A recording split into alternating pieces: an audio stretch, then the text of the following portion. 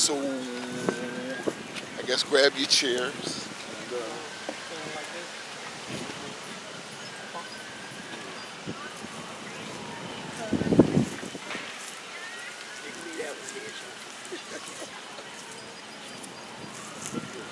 So, question, would this come if I take it off?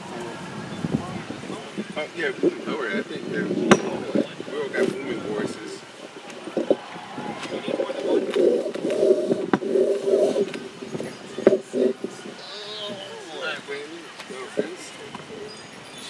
I should be in the middle? Okay. All right. Do we need more than one microphone?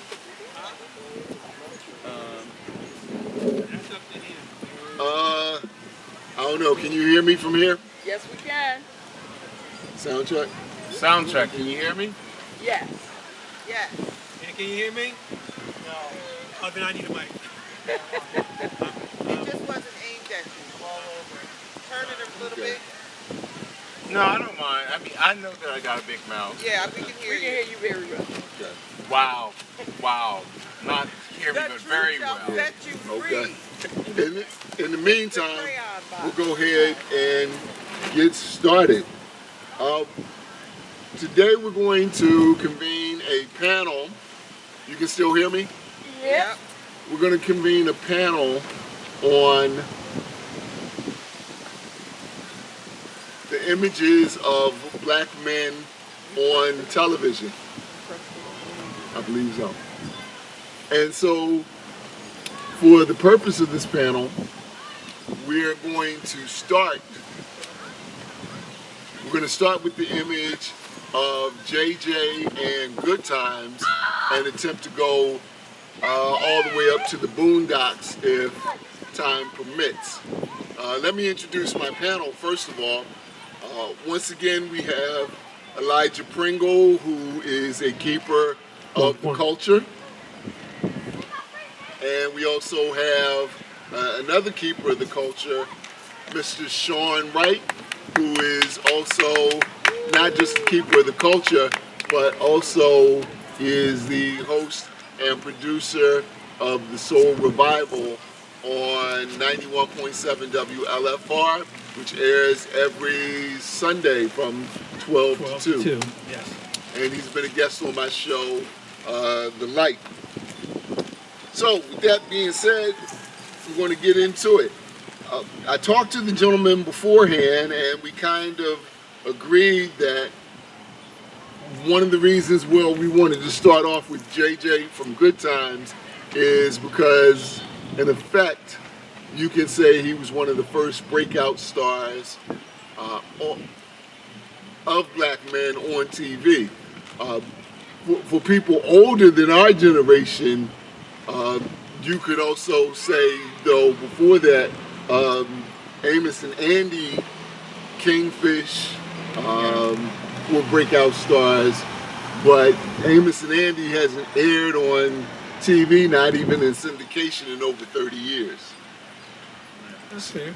So Yeah, I think you could also. I would even include. I would even include Ivan Dixon in that conversation from Hogan's Hero, because for me that was actually he and Greg Morris were the first. Mission Impossible. Yeah, were the first two that I remember from like that were on television, and yeah, and I You remember. stuck the band. I forgot about Mission Impossible. Yeah, because I remember that, and it was so funny because that prototype became the prototype that's used today of the nerdy, smart black guy. And it seems like that they repeated that character so many times on CSI. You had it done, and a few other shows. Like the names escape me right now, but yeah. But so I like those are two that I think about. But they weren't breakout stars, you're right. Not the way JJ was. Right. There was one other breakout star, and I can't take credit for it because on the prelude to this show, I had a discussion with Shawn Wright. Tell him the breakout star, this guy was a breakout star that I forgot who did come before J.J. Evans. And that would be Bill Cosby. Bill Cosby on was the he set the bar for what an intelligent black person and star could be on television. Whether it was his show, the Bill Cosby Show, or if you really want to go back, I Spy. Right. You know, the idea of an intelligent black man being a spy in the country, especially during that time, that broke boundaries. I'll say that. Yeah. As a matter of fact, he famously said when he was doing stand-up at that time, he would come out and say, I'm going to talk about karate, and the people would start laughing. He said, I haven't said anything funny yet. He said, but prior to him, most comedians talked about the side of the tree in the back of the bus. Right. So we do have to recognize Bill Cosby, Ivan Dixon, Greg Morris. Greg Morris, I knew that, and it totally stumped me. Yeah. Okay, so almost since the first moment JJ walked on screen, people have come after him. And so I have my own thoughts about the character of JJ, but I want to hear your thoughts. You want me to start? Okay. All right. This is how I view JJ, and I'm trying to think of it from the age I was at the time I was watching the show. Okay. First off, he was always a funny looking dude to me. Okay. I thought I was skinny. He was extra skinny.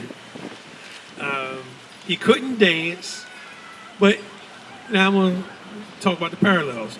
Back then, I was extra skinny, like he was skinny. I learned to dance from my sister the same way JJ learned how to dance from Thelma, but the only difference is I actually learned how to dance. JJ was a lost cause. What I had in common with JJ was the fact that he had a love and appreciation for art and aspired to be not just a great artist. And his confidence to be a great artist was something that I could relate to. I understood that because he definitely wasn't a star athlete. He definitely wasn't, let's just say, the best looking dude to get the girls, but he had personality. So in a lot of ways, as I've gotten older, I've gotten to appreciate the character more in that regard. But at the same time, I thought he was too much of a clown, but it was a sitcom, and I had to take that into consideration too. Some of his actions were a little too buffoonish for me. That's how I saw the character. I can't disagree with it. JJ reminds me of. Do you remember going to kindergarten and you would see the room, and in your mind in kindergarten, there's no way anyone could ever fill this room. This is the biggest room that ever existed. And so when JJ came along, it was like, oh, there's me. And it really wasn't me, but it was close enough to me that I could be happy. But then, as you get older, you go back to the kindergarten room and you realize how small the room really is, how small the desks are. You kind of outgrow the room. Unfortunately, JJ's character is one of those characters that you outgrow quickly because of the fact that they never gave him a true arc. There were times when to me, the best episode ever with JJ was when, and we talked about it, when his friend who was a star athlete, Superstar Simpson. Yes, was now no longer Superstar Simpson. And that was the one time when I watched the character JJ become a complete human being. I saw the humor, but I also saw the care, I saw the concern, I saw the fear. It was a much more, that episode was where I realized that I should be upset that JJ's a buffoon, because I saw an episode where he wasn't a buffoon, and he was funnier on that episode than he was on some of the other episodes where he was a complete clown.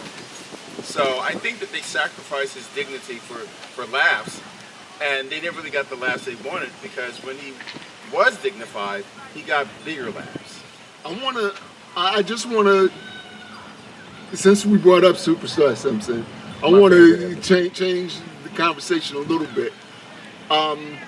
Good Times, The Jeffersons, other shows. What's happening? What's happening? I That's always my mama? No? no. Well, I always challenge people to learn from those shows because it wasn't until I saw the Superstar Simpson episode that I realized something that everybody realizes now. I can go when I was when I used to play basketball at Uptown. I was a pretty fair basketball player. But then guess what? And let's say I was the best. I wasn't, but let's say for the conversation, I was the best. I go over to West Side, they got a best player too. I go over to Chelsea Heights, they got a best player too. And let's say I'm the best player in the city, which I wasn't. Well, guess what? When I go to college, all those people on those teams were the best players from their high schools. And so now, you're not the only star in the sky. And it took the Superstar Simpson episode of Good Times for me to realize that. I never thought about that before. And to me, they really brought it home. Good episode. Yes, it was. And I think that some of the episodes I really appreciated with JJ as the main focus of the story. The high school prom episode with Debbie Allen as his girlfriend. Oh yeah. Now that's a bring it to life, bring it home episode because it dealt with the issue of drugs in our neighborhoods, in our communities, and who could be affected by it. And Jay's girlfriend, from the outward look of it, you wouldn't think that she was someone on drugs. She came from a two-parent home, remember? Right. Middle class. Middle class. But come to find out, she had this addiction. And when JJ and her, they ran away to get married, and she didn't have her stuff, and she was going through the let's just say the down. You come from the high to the low, and it was hitting her hard, and you never really found out what happened to her after because she left the hotel. She just ran away. And that was the most serious moment I could say for JJ. I'm still mad about that. So it just showed a different side of his character where he was ready to go against his family to marry the woman he knew he wanted to be with and love. Then come to find out she had an issue that he couldn't control. Right. Yeah. And he even stood up for his sister when she wanted to make a decision to marry someone that they didn't agree with. So there were these elements of JJ being more than just buffoonery. He could be more, but they depended more on the buffoonery and too. that's the sad part about it. Yeah. Because those episodes were, people remember those episodes more than they do the buffoonery episodes. And I sometimes I ask myself, why were they afraid to let him be complete? What was that about? Honestly, I don't think they were afraid. I think television it was deliberate. was really ready until Rock, to be honest. Oh, Really? Rock. Rock's on my list of people to let's talk not about. Yeah. To be honest, it took until Rock got here for them to really be ready, and even then they wasn't ready. Yeah.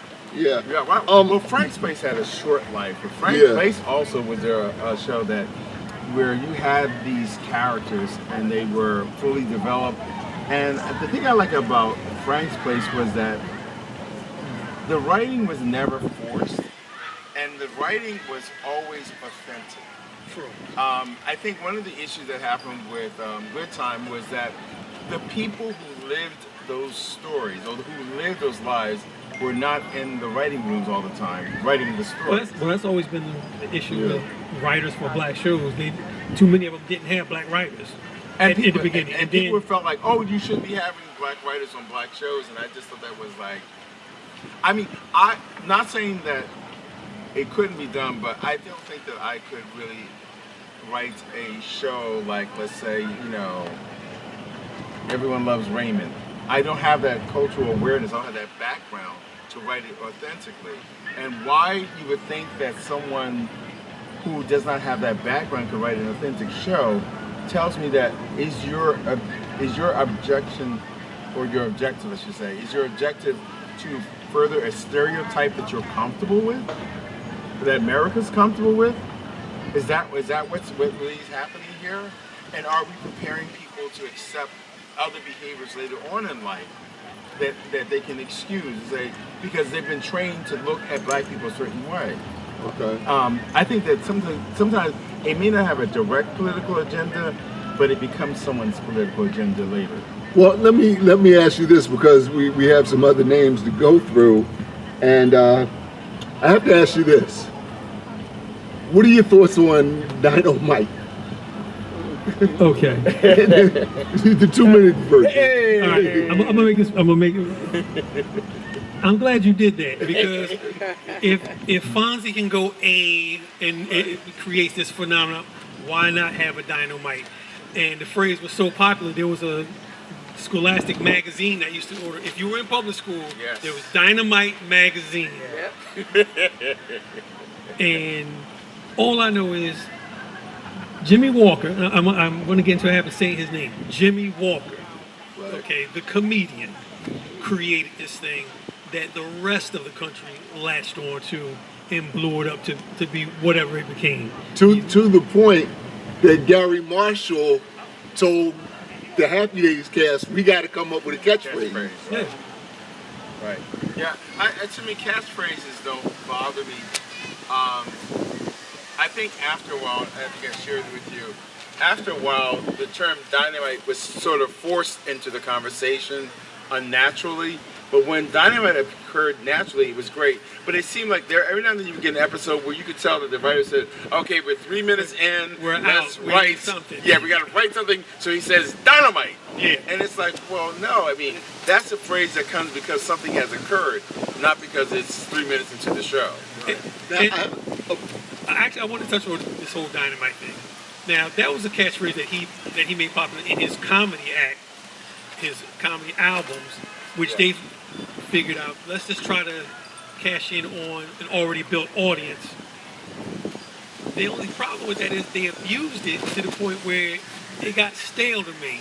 And I never thought of Jimmy Walker as being funny, because I'm like, he's just saying the same thing. This is he's out of jokes. Right. But come to find out, and this is the funny thing, even though I didn't think he was that funny on the TV show, I've seen Jimmy Walker in comedy clubs, tight knit clubs, and he's actually a funny dude.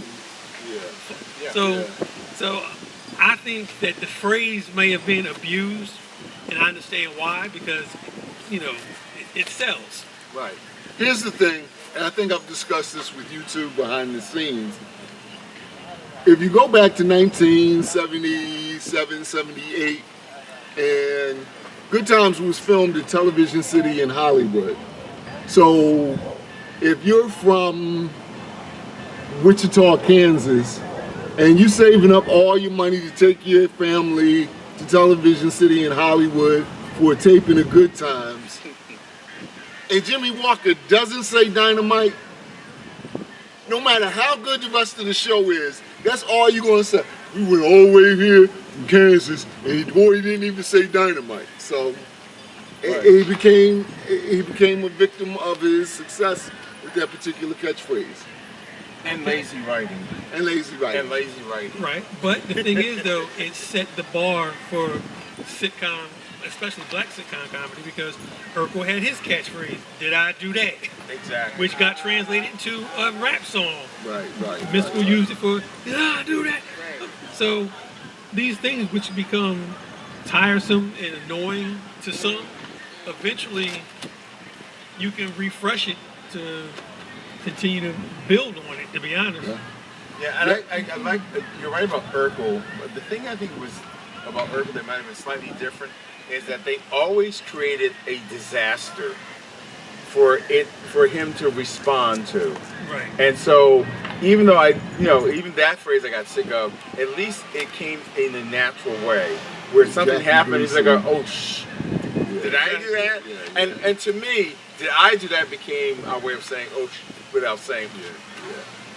And that was an old Jackie Gleason thing that he used to do. Jackie Gleason was notorious for not wanting to rehearse the Honeymooners sketch because he wanted the comedy to be fresh, but he would always say, "Is this something I can react to?" And so between Norton and everything else, and it shows you the dichotomy because nobody would ever accuse Jackie Gleason of acting buffoonish, and he was way over the top. Same thing with Lucille Ball. Very, very over the top, but they don't suffer from the same criticisms that Jimmy Walker often suffered Now, from. would you say that's a stigma that black people put on, or that we? I would say 50-50. Yeah, because I think, to me, first of all, We buffoonery. do have to move on, but go ahead. Yeah, but buffoonery is really based in the coonery and the coon shows. So I think that historically, we look at it from a different perspective. Our lenses are different. Our lenses are smudged by this thing that happened to us before. Not saying that it's right or wrong, but I think that that's what affects us. We see through our own lens, and our lens as the black people is a little bit different than Jackie Gleason's, lenses. And I'll be honest, I'm always on the lookout, not to police it, but to say, okay, let's set a line here. We're not going to talk about The Wire, but for 2 years The Wire was on. I refused to watch it because it was another cops and robbers dope dealer show. All right, real quick, thoughts on James Evans Sr.? I'm gonna be honest. They never should have let him go. Nope. There should have been some type of a compromise, because at the end of the day, they were right in regards to the seriousness of the show and what it could be and how it could be handled, as opposed to falling back on this It got more one-sided- serious after he died. And that's the crazy part, because that's what they really were fighting for in the first place. Right. When John Amos and Esther Roll eventually followed suit and decided to leave, the characters had no choice but, because you could not build a show on just JJ being a fool. He had to grow up. He had to get serious. He had to get a job. He had to take care of the family. So, in a way, his character did develop in that regard, because he did have to graduate. He got into the advertising agency, which is an art job that he wanted. So Right. he was moving in the spaces that he wanted to be in. But they needed to cut down some of that comedy in order for him to do that. Right. Yeah, and when I speak of arc, I think arc emotionally just didn't exist for him at times. For But- James? No, I mean JJ. But with James Evans, I think that James Evans, I think you said it. I think I heard you said it once. Might have truly been the really first true black dad on television, because you saw these interactions with his children. You saw him getting frustrated. You saw him being angry. You saw episodes about hypertension. You saw things about frustration. You saw what it was like to lose your job to your wife. And I think that it probably was the biggest mistake that I think that Norman Lear made in his entire career. And I think he even admitted to it. But it was a disaster. But for the time the character was there, he definitely... It was amazing. I have to say, he reminded me of so many people I knew in real life. Yep. Yes. He was definitely representative of strong black male who, despite what was going on against him, he worked hard to get above that to take care of his family. Exactly. Good Times broke my heart several times. As much as it was a comedy, it broke my heart several times. And the first time it broke my heart is when Thelma found his dad. And you find out that he was still alive after telling the family that he had died. And, to see that John, and that's where you see John Amos as a consummate actor. Oh, because amazing. he looked like he was crying real tears. No. That was talking to his father. Yeah, that was all real. Oh, and the actor they got to play his dad looked so much like him. Exactly. That Didn't hurt at all. But actually, you know what I loved about it was that it helped you get some insight on why James Evans was so adamant about being there for his children. Right. And so it gave you this background story that you maybe had guessed, but now you saw what was the real reason behind it. But I love the fact that now I think for the first time, because it's funny you should mention that, but for the first time on television, you actually had 3 generations of black males That's right. on a set at the same time. Yeah. We don't get that continuity. Like a friend of mine wrote a play called "There's No Place for Old Black Men." Well, her thing came from that episode where she saw an old black man. So I think that when the father was there, it just there's something about that that's unspoken that is powerful, and you don't know what it is when you see it. Okay. Can we all agree, or maybe not, the overall best James Evans episode, which started off as a JJ episode, was JJ joins the gang, and this part 2 where he wants to beat up Mad Dog. Yes. And that ending with Donna from Sanford and Son confronting him. And To quote the line, is that the best James Evans episode or what? It's one of the best episodes. it's one of the best. Okay. All right. So what would you say is among the best? That cool three-pocket shot. Oh, yeah. When he getting up the rent, the first one. When he had to get up the rent, he tried every legitimate means, and he had to go down to the pool hall and break out the cue and beat a couple of dudes in pool to get the money. You know, I am not mad at that. When he ran to the closet, the kids hadn't seen it. Where's he going? I thought he was getting the gun. And that's another thing too. You would think that, but nah, he broke out the cue. He went back to his hustling. Yeah. Your favorite James Evans? No. I think you did the one with Mad Dog, because I think the thing that about Mad Dog that I appreciate so much was just the compassion and the frustration at the fact that he was compassionate. Yeah. He was angry that he was compassionate, but he knew he had to be his better self. Yeah. Well, I don't think he knew he had to be, but I think after watching that confrontation with his mother, that kind of changed his whole attitude. Especially after the courts let the man go. Remember that? We got to remember that part. He was like still outside. Outside. He was ready to take him down. But the thing about the character himself says, "What, you want a piece of me?" And then when he let it go, like yeah, because even the character, even Mad Dog, as crazy as it was, that episode was written so well that you almost had compassion for Mad Dog because you saw him see his worthlessness. Yeah. When he said, "You want a piece of me?" That episode, like I said, it should be studied. Well, because it should be studied because here's the thing. On the one hand, all throughout that episode, you see this hardened gangster, and then you see that he loves his mother. He even loves his brothers and sisters. He don't want his brothers and sisters to be in the gang, and he recruiting other people into the gang. Right. But the person I feel sorry for the most in that episode, Oscar Polk, I think is his name, the gentleman who actually plays Mad Dog, because he's a well-trained actor, and for the rest of his life, everywhere he goes, people gonna go, Mad Dog. You know what? There's worse things in life to be known for.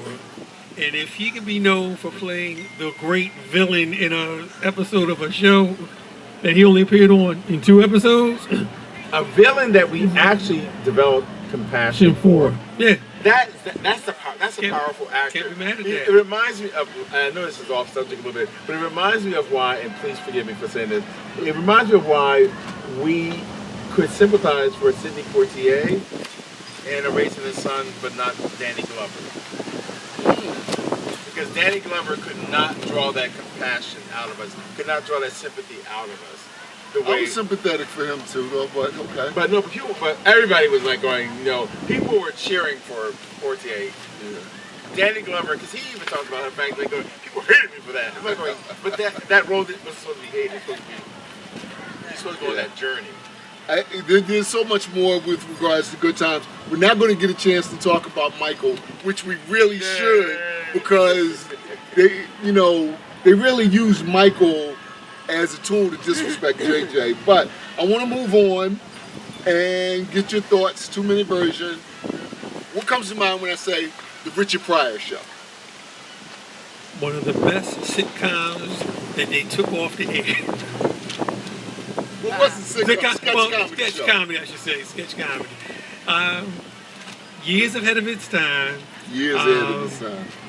Some of the best artists to ever be in the field of comedy got their bones on that show. Robin Williams, Tim Reed, Paul Mooney, Marcus, not Marcus, what is the Witherspoon?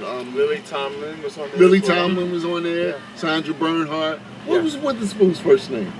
John. John Witherspoon. Yeah.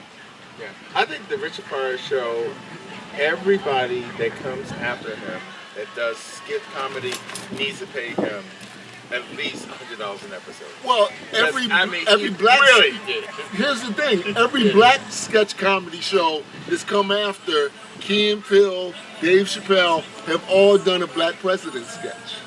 Yeah. Yeah. Yeah. But it originated. The first one was on the Richard Pryor show, which Which was funny. That was funny. It was crazy because he was when he first constantly comes out moving. there, he plays it straight. That's the part that kills me. He comes out there. They ask him, the what was it? The neutron bomb is a theoretical bomb, and he answers it straight Right. before he starts going off. Yes. So. Yeah. But like I say, I even say that even the at-large skit shows but borrowed and learned from. Because I see evidence of Saturday Night Live using the Pryor show. Well, honestly, when Richard Pryor made appearances on Saturday Night Live, I think that's what really changed how far they would push the envelope. Yeah, because they got some kahunas. Yeah. Yeah. I love you guys. Keep up the good work. Thank you. Keep giving. Thank And you. that's for my TikTok. Let me ask you something. Even though this isn't a black or a male sketch, have you seen the clip from the Richard Pryor show, Lesbians in the Park?